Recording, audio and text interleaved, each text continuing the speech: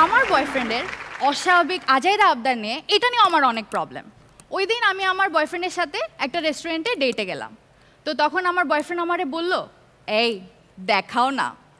তখন আমি ওরে বললাম, ওয়াদা করো একটু দেখেই ডিলিট করে দিবা। আসছে মিরপুর ঢাকা থেকে ফাইজা হাসিন শৈলীজার নাম।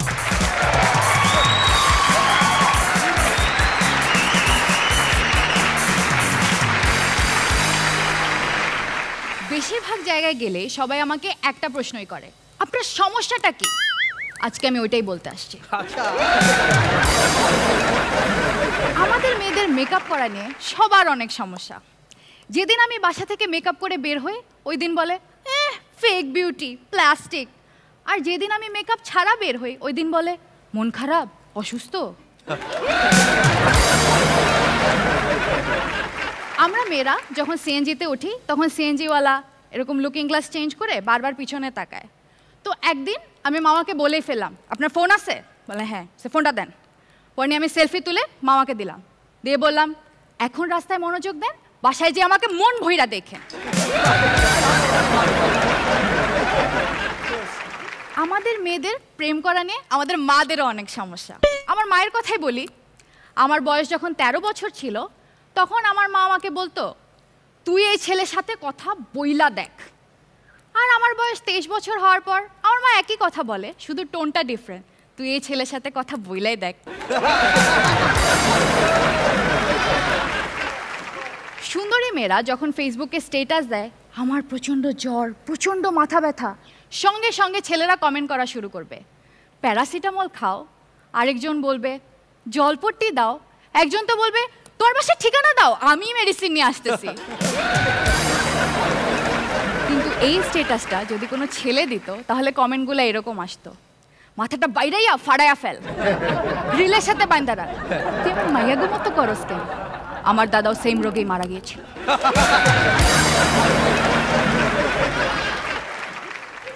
সুন্দরী মেয়েরা কোনোদিন বাসায় একা ফিরে না। আপনার কাছে মনে হতে পারে যে আপনি একা, কিন্তু আসলে না। মহল্লার মোড় থেকে কোনো এক বখাটে ছেলের 2 চোখ আপনাকে ফলো করতেছে। আমার জীবনের সবচেয়ে বড় সমস্যা হলো আমি চাই আমার বয়ফ্রেন্ড তাই চাক যা আমি চাই। আমি চাই আমার বয়ফ্রেন্ড যেন সব কিছু মন থেকে চায়, কিন্তু আমি চাই আমার বয়ফ্রেন্ড যেন কিছুই না চায়। আমার বয়ফ্রেন্ডের অস্বাভাবিক আজাইরা আবদার নিয়ে এটা নিয়ে আমার অনেক প্রবলেম।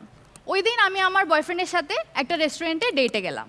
তো তখন আমার বয়ফ্রেন্ড আমারে বলল, এই দেখাও না।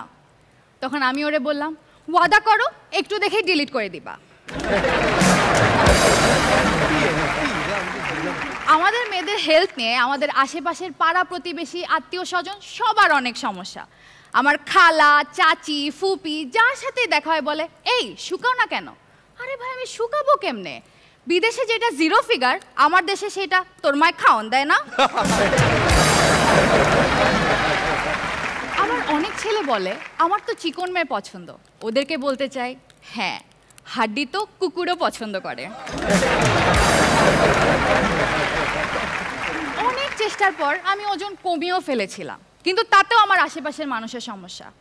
আমার পরিচিতরা তখন বলা বলি করতেছে, মেয়েটা এত শুকনা, কিছু খায় না নাকি? আর আমার অপরিচিতরা বলতেছে, কিছু খায়টায় নাকি?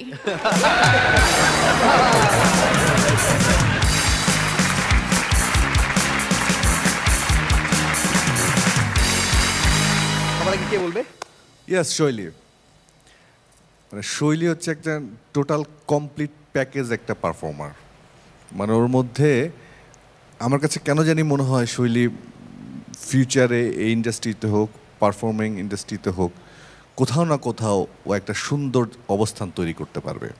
সেই ক্যাপেবিলিটি, সেই স্ট্রেংথ সব কিছু ওর মধ্যে আছে। ও শুধু স্ট্যান্ড আপ কমেডিয়ানই না, একজন ভালো অ্যাক্ট্রেস হতে পারবে, ভালো উপস্থাপক হতে পারবে, মানে সব গুণই ওর মধ্যে আছে। হ্যাঁ, এটা একটা গড গিফটেড আমার কাছে মনে হয়। সবাই এটা প্র্যাকটিস করে অর্জন করে, তোমার মধ্যে অটো এটা আছে। এবং পারফরমেন্স অ্যাজ ইউজুয়াল আগেও যা করেছো সেটাই হয়েছে। Best of luck. আসলে ভালো ছিল, কিন্তু তুমি তো অনেক ভালো পারফর্মার, তোমার কাছ থেকে তো এক্সপেকটেশন অনেক বেশি। সো আমি নেক্সট এপিসোডে তুমি যখন আসবে আমি চাই আমি যেরকম শৈলী আসলে এক্সাইটেড থাকি যে শৈলী কি পারফর্ম করবে সেরকম পারফরমেন্স হয়। তুষার খান। তুমি অনেক শার্প একটা মেয়ে, পারফরমেন্স আজকে খুব ভালো ছিল, ভালো করতে হবে, নিঃসন্দেহে ভালো ছিল এবং আসলে আরও ভালো হবে সে আশা করি। কাশফি আলম।